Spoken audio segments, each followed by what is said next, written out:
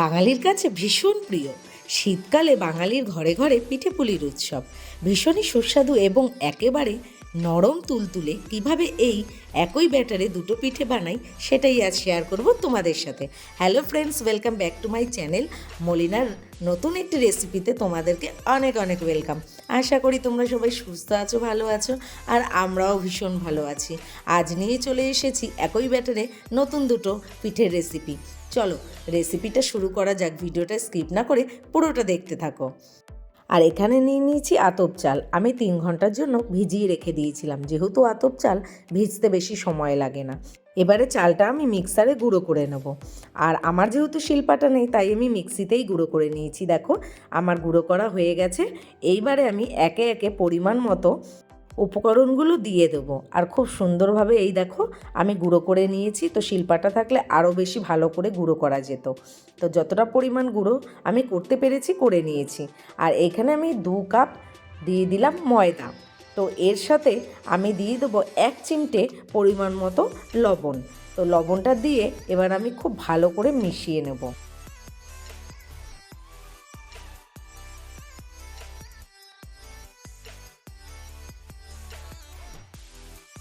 আর সব উপকরণগুলো খুব ভালো করে মিশিয়ে নিয়েছি। এবার আমি অল্প অল্প করে দুধ দিয়ে দেবো। তো দুধ দিয়ে আমি ব্যাটারটা তৈরি করব। তোমরা চাইলে এখানে জলও দিতে পারো, তবে দুধের সাথে কি আর জলের স্বাদ মেশে বলো? তো সেই কারণে দুধটা দিলে পিঠেটা খেতে কিন্তু অত্যন্ত সুস্বাদু হবে। তো এখানে আমি খুব ভালো করে মিশিয়ে নেওয়ার পরে আর একটা বোল নিয়ে নিয়েছি। তো আমি আলাদা করে দুটো ব্যাটার তৈরি করে নেব। আর এরপরে আমি দিয়ে দিলাম ঝোল গুড়, যেটা রসের গুড় বলে সেইটা। তো ভালো করে আমি ব্যাটারটা তৈরি করে নিচ্ছি। আর বন্ধুরা দেখো, এখানে কিন্তু একটা জিনিস দেখার আছে, আমি ভালো করে বলে দিই। ব্যাটারটা কিন্তু ঠিক এই রকম হবে, না নরম না শক্ত। ব্যাটারটা এইভাবে তৈরি করবে। আর তার উপর থেকে দিয়ে দিলাম মৌরি। যখন পিঠেটা ভাজা হয়ে যাবে খাওয়ার সময় মৌরিগুলো কিন্তু মুখে পড়বে, খুব ভালো সুস্বাদু হয় এই পিঠেটা খেতে। আর আমি 15 মিনিটের জন্য রেস্টে রেখে দিলাম। আর ওদিকে অন্য একটি বলে আমি যে ব্যাটারটা রেখেছিলাম সেই ব্যাটারের মধ্যেও আমি এই রসের গুড়টা দিয়ে দেবো। এই ব্যাটারের সাথেও খুব ভালো করে রসের গুড়টা মিশিয়ে নেব। আর দেখো এটা কিন্তু একটু পাতলা ধরনের ব্যাটার আমি তৈরি করেছি। এটাও আমি 15 মিনিটের জন্য রেস্টে রেখে দেবো। আর এদিকে 15 মিনিট আমার হয়ে গেছে। আর এই দেখো আগে যে ব্যাটারটা তৈরি করে রেখেছিলাম মৌরি দিয়ে, এবার এই পিঠেগুলো ভেজে নেব। আমি দিয়ে দিলাম পরিমাণ মতো তেল। আর তোমরা যখন বন্ধুরা বাড়িতে এই পিঠেটা তৈরি করবে তখন চেষ্টা করবে কড়াইটা যেন একটু গর্তও থাকে। তো একটু কড়াইটা যদি গর্ত হয় পিঠেগুলো কিন্তু গোল গোল আর খুব সুন্দরভাবে তৈরি হবে, আর দেখতেও খুব ভালো লাগবে। এই দেখো কড়া আমার গরম হয়ে গেছে, তেলও আমার গরম হয়ে গেছে। আর এবার আমি দিয়ে দিলাম ব্যাটারটা। তো দেখো পিঠেগুলো নিজে নিজে কত সুন্দরভাবে ফুলছে। তোমরা যদি সব উপকরণগুলো সমপরিমাণভাবে দাও আমার এই রেসিপি দেখে, অবশ্যই তোমাদের পিঠেগুলোও কিন্তু খুব সুস্বাদু বা খুব সুন্দর তৈরি হবে। আর এবার আমি একে একে এই পিঠেগুলো ভেজে নেব। আর কত সুন্দর গুড় দিয়েছি বলে কালারটা এসেছে দেখো। আর প্রত্যেকটা পিঠে বন্ধুরা খুব সুন্দর করে ফুলবে। আর এই দেখো একটা আমার রেডি হয়ে গেল। এইবারে আমি পরপর করে পিঠেগুলো ভেজে নেব।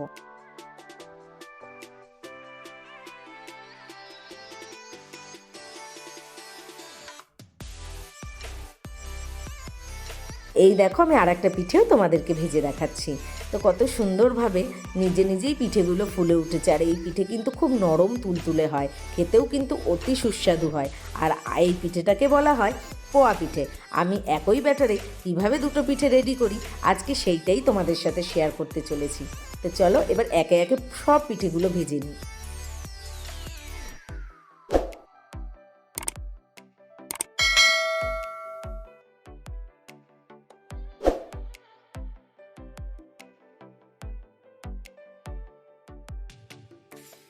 এইদিকে খুব সুন্দরভাবে পোয়া পিঠেগুলো আমার রেডি হয়ে গেছে। দেখো একে একে ভেজে খুব সুন্দর করে সাজিয়ে নিয়েছি।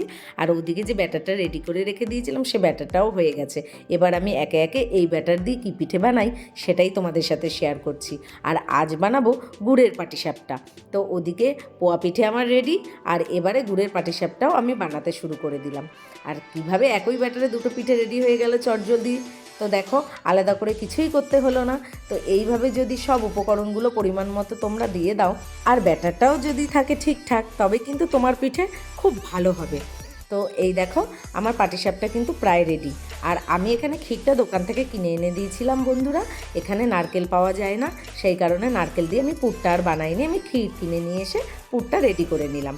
আর এদিকে গুড়ের পাটিসাপটাও রেডি, আর পোয়া পিঠেও আমার রেডি। কতটা লোভনীয় হয়েছে দেখো, আর খেতেও কিন্তু খুব সুস্বাদু হয়েছিল। আর পিঠেগুলো কিন্তু খুব নরম ও তুলতুলে হয়েছে। আর বন্ধুরা, আমার রেসিপি ফলো করে যদি তোমরা বাড়িতে একবার এই পিঠেটা বানিয়ে নাও, আমি তোমাদেরকে বলছি অবশ্যই খুব সুস্বাদু হবে আর নরম তুলতুলে হবে পিঠেগুলো। কালারটা দেখো কত সুন্দর এসেছে। তো গুড়ের পিঠে করলে কালারটা কিন্তু খুব সুন্দর আসে।